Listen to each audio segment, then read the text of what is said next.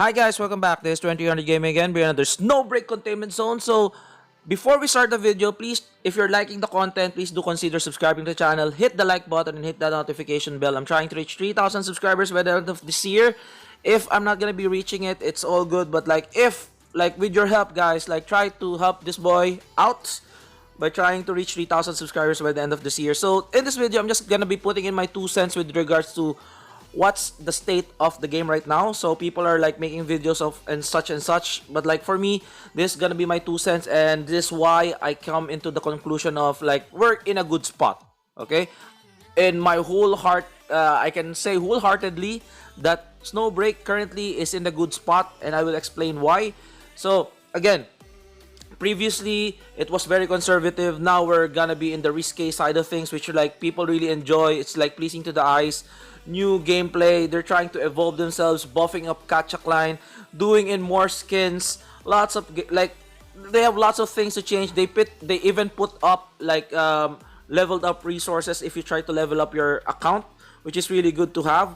The only thing that it's gonna be for me, the glaring instance is the bottleneck of the resources, and again, give us more chances to get resources like the Digicash in the coming months to come. That's just my 2 cents on that. But again, going into this game, I'm this is a very unique game. I feel like this is the best dorm system. First ever third-person waifu gacha. Okay, we have Nikke. I'm playing Nikke, that one as well. But it's not almost open world. This one, you can control your characters as if you're playing in Counter-Strike or whatnot. Because I've played in played Counter-Strike in the past, and this one brings memories. And I'm really gacha game and waifu. So it's just amalgamation of everything that I like. Which that's why I really like to play Snowbreak as well. And again, the devs are really supportive.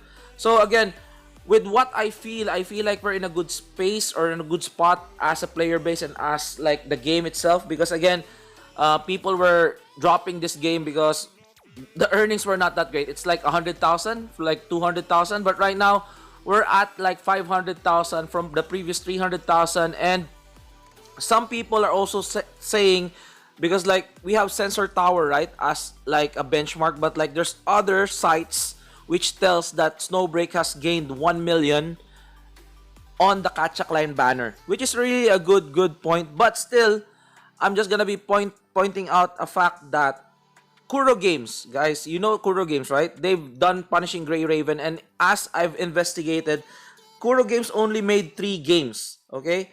One in 2016, Punishing Graven, and the Wuthering Waves, which is coming up. I can't wait to play that one. So 3 games, okay? 3 games. With the Punishing Grey Raven side of things, they're not really putting out lots of ads for that game. So most likely all of the money that they're getting, it's coming into their pocket, and they're just upgrading the game moving forward. They're lasted more than a year already. I really am happy for Kuro. I'm really I played that game as well, so I can't say anything bad. It's one of the best action gacha in the game, bar none. You can't really compare. That's why Wuthering Waves, I really do like that. And this Snowbreak is very unique as well. And I'm getting to this point wherein, as you've seen in the Sensor Tower, Punishing Graven is almost as the same in what they gained money-wise compared to Snowbreak. And they're usually going into 500 to 300,000 range, because they're very free-to-play friendly. Snowbreak is, again, I feel for me, it's a free-to-play friendly game, because if you get one character, you don't really need to get lots of copies, because you can just grind the manifestation and you're good. Okay, as long as you have one character, and that's enough. And they're also giving away weapons in the events, which is really good as well. It's just about the skill set and how you play the character. It's just like in Punishing Grey Raven. It's all about your gameplay. It's all about your game style. It's all about your skill and how do you interact with that character. So I'm really happy with that. So again, 500 is a sweet spot. 300 is a good thing as well. So because people are telling that, yeah, you're earning 500,000 and the game is dying, whatnot. But I feel it's not. 500,000, 300,000, Kuro Games, Punishing Graven is still on with the same amount of revenue. They're usually hitting that one. They're not going over 2 million, 5 million usually. usually monthly income of like Punishing Raven is like 500 to 300,000. If there's like anniversary, they go to a million plus. But like that's it. But the thing is, without any ads, without too much ads, they're getting quite a lot, okay, from the player base.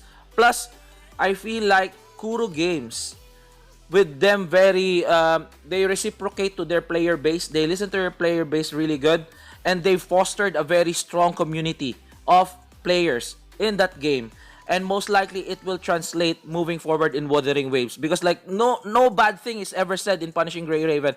Even me as a previous Punishing Grey Raven player, Punishing Grey Raven is really good. Okay, that's why I feel the approach of the dev team for Snowbreak is really very important to consider the player-based opinions. That's one, which they really granted. The buffs of the Kachak line, they put up really good skins. They changed it up from like conservative to now risque characters. I think that's a good point, considering that they're listening to the player base as well.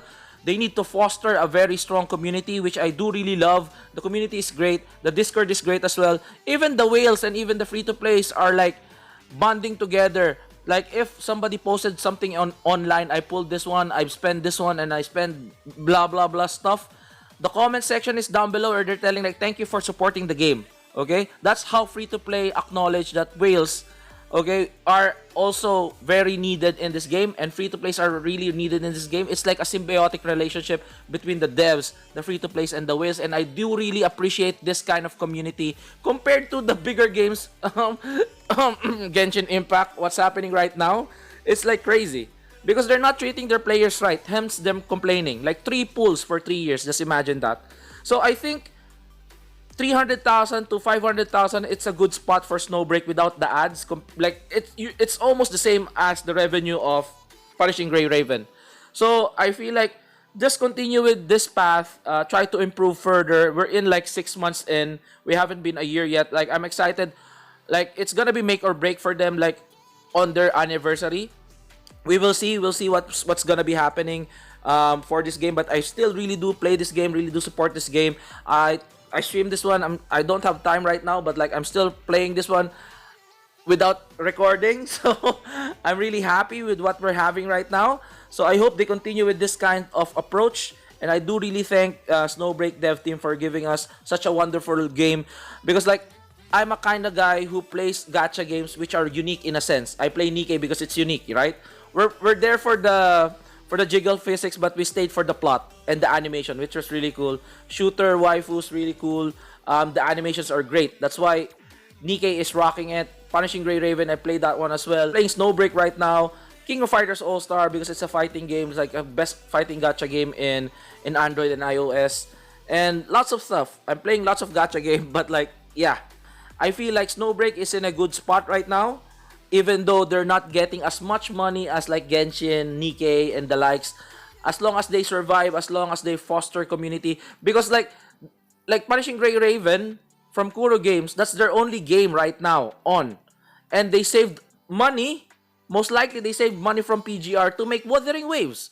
And they even changed 90% of the storyline just to cater for the fan base because that's what they want. Which I really, really do admire their efforts. So, again, if they can invest such money in Wuthering Waves from Punishing Grey Raven, most likely Snowbreak has that money. I heard that like the dev team are exploring more avenues for another game, but like I feel like they don't. I feel like don't leave this game behind the dust because I feel like this game is still lots of things to offer us moving forward, and I can't wait. And I hope you guys feel the same as well, just like me. So please do like, subscribe, hit the bell icon, and that's it. That's it for me. My 2 cents on the state of the game right now. I feel like we're in a good spot. Not too great, not bad. We're in a good spot, and we can improve further by. This one would be the start of a brighter future for this game. So I hope they continue to support this game, and I hope you guys continue to support this game, and continue to support the channel. And that's it for me. And I'll see you guys on the next one. Peace out. Bye bye.